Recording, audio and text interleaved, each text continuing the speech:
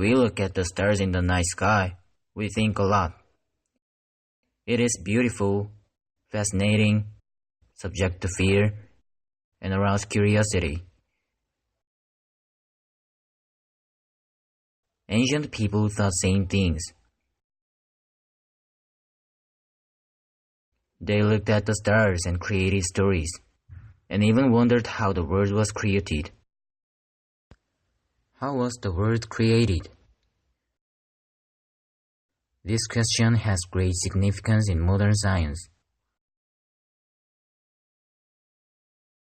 To know the universe is to develop our understanding of ourselves. So, how was the universe made? The science that answered this question is cosmology. Past cosmology is more like religion or philosophy than science. So let's look at cosmology from postmodern times. After the Middle Ages, subversive theory was accepted. There is a great event in modern times as the study of Newton was completed at this time. Kepler has discovered the laws of motion of celestial bodies based on the data of his mentor Tycho Brahe, and Newton was able to explain this phenomenon through his physics laws. Newton accepted the concept of absolute space and absolute time, and understood that space and time of the universe are unchanging. Since then, people have widely accepted normal cosmology that the universe is static. In other words, time and space were always constant. Einstein also considered this and introduced a special constant term in his equations to express a static universe. Hubble discovered that the universe expands, which is proportional to the distance between two objects. This means that the universe was made from an explosion, starting from a very small point. This is the Big Bang we all know. Scientists use particle accelerators to know how our universe originated and how it evolved. It accelerates particles such as protons and neutrons with very high energy and collides to reproduce conditions similar to those of the early universe. First, the universe was flat enough to be almost perfect without curves. In order to flatten the universe in Big Bang cosmology, the density of the first time the universe should have a certain value.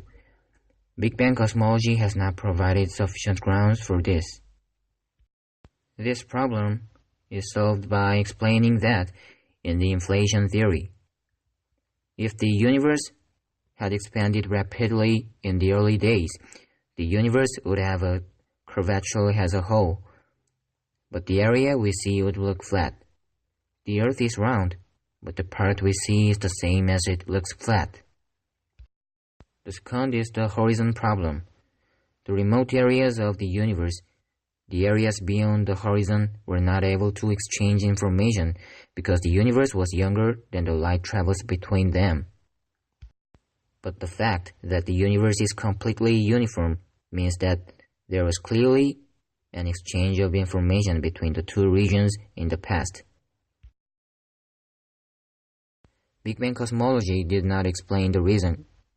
However, inflation theory explains that the universe was able to exchange information with each other before the expansion, because it expanded rapidly, much smaller than what the Big Bang cosmology said. The last is the problem of self-polarization. A magnetic polar pole is a material having only one pole of N pole and S pole. Although the magnetic can not only separate one pole with both the N and S poles, according to the hypothesis of the particle theory of small particles, it is said that many magnetic polar holes were created at the moment of the universe being born by the big explosion. Because of this, there must be a myriad of self-polaritons created in the early days. Until now, magnetic polarizations have never been found, and even if they exist, they fall far short of what was predicted by the big explosion cosmology. In contrast, the inflation theory explains that the magnetic polarity, which exists before the rapid expansion, has fallen to a level that is difficult to detect because of the rapid decrease in density due to rapid expansion. This inflation theory has further enhanced the scientists' confidence in the blazing cosmology by solving the problems of the blazing cosmology.